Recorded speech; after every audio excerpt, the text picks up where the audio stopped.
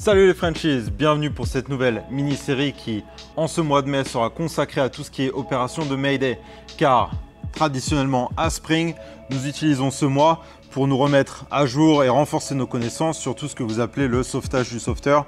Donc ce sera une mini-série vraiment dédiée aux pompiers. Je vais essayer de rendre ça aussi intéressant que possible. Mais donc on touchera sur tout ce qui concerne le REAT Pack, donc que j'ai ici, qui est notre sac REAT. On aura un sujet sur les radios, je vous montrerai quelques techniques de sauvetage de sauveteurs que j'ai jamais vues dans des vidéos françaises.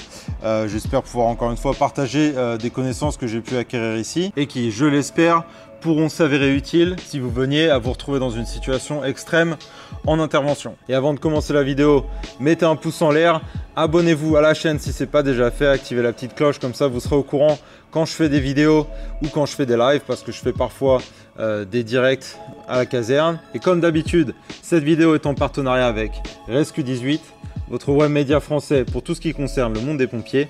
Allez cliquer sur le lien dans la description, vous y trouverez des articles vraiment très intéressants où moi j'y apprends énormément de choses et je vous conseille fortement d'y aller faire un tour. Vous y trouverez aussi des vidéos et de l'international avec moi et Anthony du Canada qui a enfin fait son apparition et qui a fait une vidéo qui a cartonné. Et sans plus attendre, je vous présente notre REAT Pack.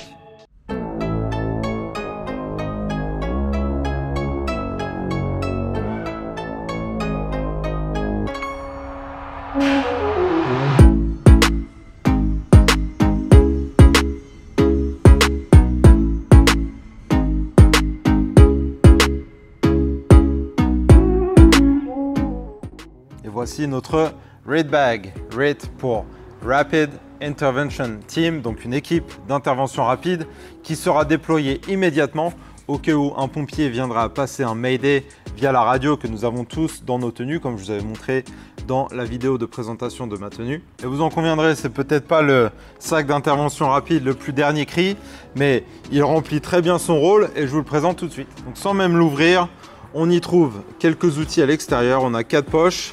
Donc on a de quoi pincer et couper des câbles principalement parce que ici tous les bâtiments sont équipés en climatiseur et souvent dans les climatiseurs il y a des câbles comme ça qui sont enroulés dedans. Je ne sais pas exactement le mot en français, mais en tout cas c'est très utile d'avoir tous ces outils coupants parce que c'est très facile de se prendre les pieds ou de se retrouver coincé dans ces câbles là et il se peut très bien qu'on appelle un Mayday pour soi-même ou pour un collègue qui est bloqué là-dedans et qu'on n'arrive pas à sortir. Donc dans la poche numéro 1, il y a de quoi pincer, tirer. Dans la poche numéro 2, il y a de quoi couper des plus gros câbles.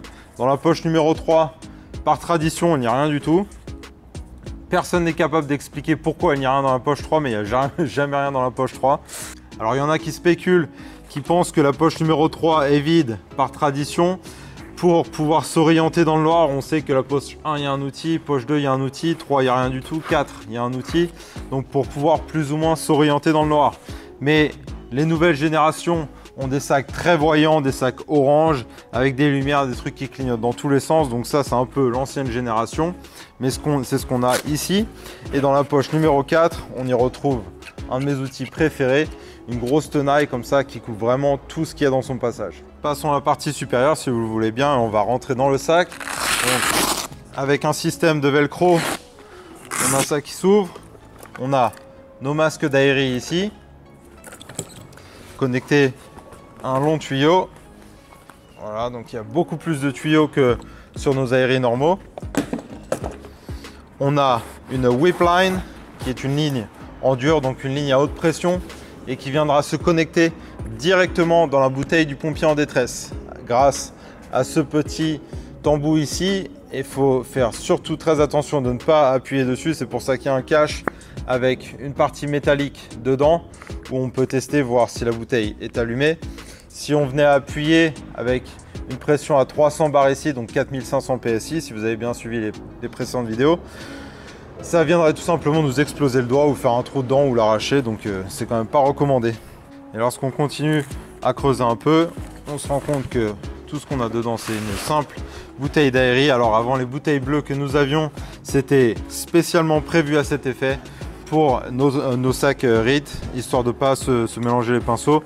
Mais depuis peu, on a commencé à changer tous nos sacs. Ça, c'est un des derniers sacs à spring de l'ancienne génération. Mais même si tout a changé partout, il faut quand même continuer à maîtriser celui-ci parce que c'est encore cette génération qui nous équipe jusqu'au jour d'aujourd'hui. J'ai donc remballé mon RIT pack, mais si vous voulez, tout de suite, je vous montre une petite mise en situation plus ou moins réelle. Allez, c'est parti. Alors voilà, la situation est la suivante. On est sur un gros feu, deuxième alarme, énorme maison comme on en a dans nos territoires. Un de nos collègues s'est enfoncé vraiment en profondeur dans la maison. Le plafond s'est effondré. Il est coincé, il n'est pas inconscient, mais il n'arrive pas à se sortir tout seul. Donc, il passe un message à la radio. Moi, je suis dehors avec mon équipe de RIT, donc en général, au minimum, un autre pompier, idéalement 2 autres pompiers, donc pour une équipe de 3 personnes. Nous nous tenons prêts à intervenir à n'importe quel moment. Et quand on est assigné à l'équipe RIT, alors ça peut paraître un peu ennuyeux parce que oui, on n'est pas immédiatement dans l'action, mais s'il venait à se passer quoi que ce soit, on deviendrait immédiatement l'équipe la plus importante sur toute l'intervention parce que c'est l'équipe qui sera en charge d'aller récupérer le collègue qui est coincé. Alors quand on est assigné à cette position de RIT, on est équipé de la tête aux pieds avec le masque, la cagoule, le casque, vraiment prêt à partir à n'importe quelle seconde. On ne regarde pas les nuages, on ne compte pas les mouches, on regarde activement les portes, les fenêtres, les entrées, les sorties, où va le mouvement du feu, le mouvement d'air, parce que s'il venait à se passer quoi que ce soit encore, on pourrait être engagé à cette vitesse, ultra rapidement, et il faut vraiment pouvoir y aller, chercher le collègue et ressortir immédiatement. Et pour nous aider, on a tout un dispositif d'outils qui est mis juste à côté de nous, qu'on a mis en place en arrivant sur intervention. Je vous présenterai tous ces outils dans une vidéo ultérieure. Et on a principalement le RIT bag qui est à côté de nous avec la bouteille grande ouverte, prêt à partir, prêt à être utilisé.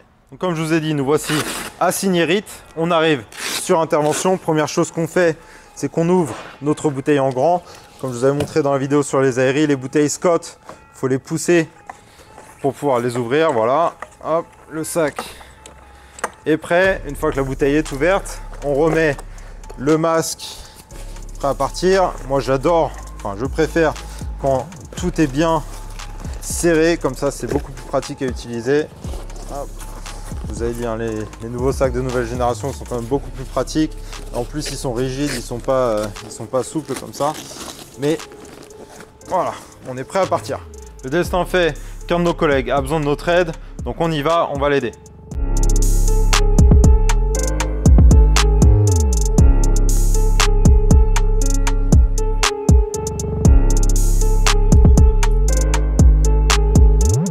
Nous avons trouvé notre pompier, il est allongé dans un coin, apparemment il ne réagit pas. On a notre sac RIT, malheureusement il me ressemble beaucoup, il a mon manteau et mon casque.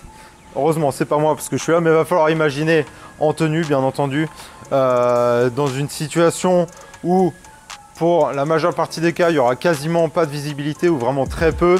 Il se peut qu'il fasse chaud, donc c'est une situation où vraiment il faut bouger très rapidement. Il n'y a pas le temps que ce soit beau, il n'y a pas le temps que ce soit joli, il n'y a pas le temps que ça réponde à un cahier des charges. Il faut vraiment que ce soit une opération où on rentre, on sort, c'est fini.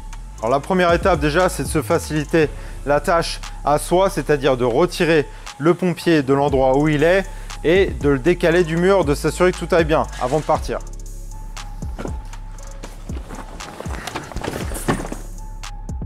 Alors après l'avoir retourné, je me suis rendu compte qu'il y avait un beaucoup plus gros problème que ce qu'on pensait à la base. Au début, il était censé être juste bloqué sous des décombres. Donc ce qu'on aurait pu faire, c'est dans nos tenues, on a une poignée ici à l'arrière. Donc attendez que je puisse vous montrer, il est lourd lui. On a une poignée ici à l'arrière, donc le DRD, Drag Rescue Device. On peut tirer ça comme ça. Ça, c'est un système de fil qui passe sous les bras du pompier. Tout ce qu'on a à faire, c'est hop, on part, on tire et c'est fini. On peut y aller pendant des kilomètres, il n'y a aucun problème. Malheureusement pour lui, il a un beaucoup plus gros problème que ça. Il a une énorme fissure dans son masque. On va simuler ça. Et bien entendu, il devrait normalement avoir un aéri sur son dos qui devrait être connecté au masque. On a changé d'aéri entre temps. Donc ces masques-là sont pour nos anciens aéris. Les aéris qu'on a en ce moment ne s'adaptent pas là-dessus. On va falloir juste imaginer qu'il ait un aéri qui soit connecté ici et on va lui remplacer son masque avant de partir. Et petite précision avant de faire tout ça, si on a l'option de pouvoir prendre le pompier et de sortir en 10 secondes, 20 secondes, 30 secondes de la maison, faites-le, ok? Ne prenez pas 10 minutes à essayer de changer un masque, à vous prendre la tête, à faire des trucs, alors que la sortie est juste là, par une porte, une fenêtre ou peu importe, même faire un trou dans un mur. Il y a vraiment beaucoup d'options. Mais si on est dans une grande maison, comme je vous avais dit que c'était le cas ici, un gros incendie de 2e alarme, le mec il est super loin dans la maison, bah, va lui falloir de l'air quand même pour pouvoir sortir. Donc avant d'y aller, on va remplacer le masque et je vous montre ça tout de suite. Alors je vois beaucoup de vidéos où les gens quand même se galèrent, ils essayent, ils sont là sur le côté, c'est vraiment pas évident de se mettre voilà, à l'inverse, on est dans le noir, on voit pas grand chose et il y a vraiment un truc qui est super pratique, c'est de se mettre dans la position anatomique. Elle consiste tout simplement à se mettre derrière le pompier, le choper, le mettre sur ses genoux. Voilà, maintenant sa main droite, c'est ma main droite, sa main gauche, c'est ma main gauche. Ça rend les choses beaucoup plus pratiques. Je peux lui enlever son casque sans problème, sans me prendre la tête. Voilà, je le mets là. Donc, avant de pouvoir changer son masque, on va quand même s'assurer que tout soit prêt, hein. On va sortir notre masque à nous, s'assurer que le tuyau soit pas encombré, pas pris dans quoi que ce soit. Désolé, il fait chaud.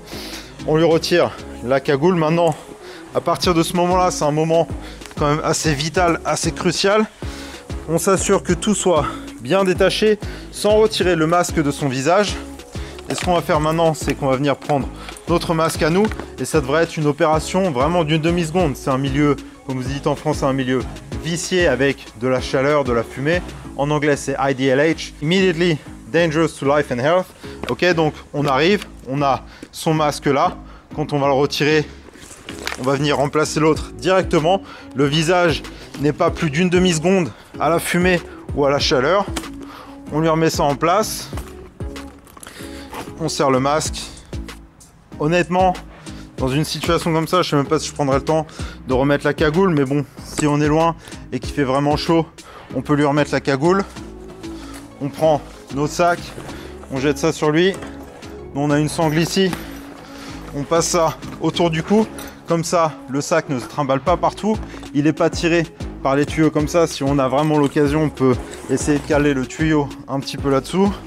On prend sa poignée du DRD comme je vous ai montré tout à l'heure et c'est parti. Voilà, je vais finir cette vidéo en remballant mon sac qui est prêt à intervenir à n'importe quel moment. Moi, j'aime bien que les tuyaux soient vraiment très faciles d'accès. Comme ça, tout ce que j'ai à faire, c'est tirer une fois et tout vient avec. Donc, je remets tout dans mon sac. J'espère que vous aurez pu apprendre 2-3 trucs dans cette vidéo, hein. Si vous avez la moindre question, bah, surtout laissez des commentaires. Si vous avez le moindre doute, la moindre objection, bah, écoutez, c'est un débat aussi, hein. On peut en parler, il n'y a pas de problème. On ne prétend pas avoir le savoir ultime. Et si vous pouvez m'apprendre quelque chose aussi, moi je suis toujours preneur. J'essaye d'amener les techniques de France aux États-Unis. J'essaye d'exporter un peu nos techniques des États-Unis vers la France. Donc il n'y a vraiment pas de problème. Je suis ouvert au débat. Laissez des messages dans les commentaires. Sur ce, je vous revois la semaine prochaine avec une nouvelle édition de cette mini-série Mayday. Prenez soin de vous, prenez soin de vos familles et on se voit la prochaine fois. Allez, ciao!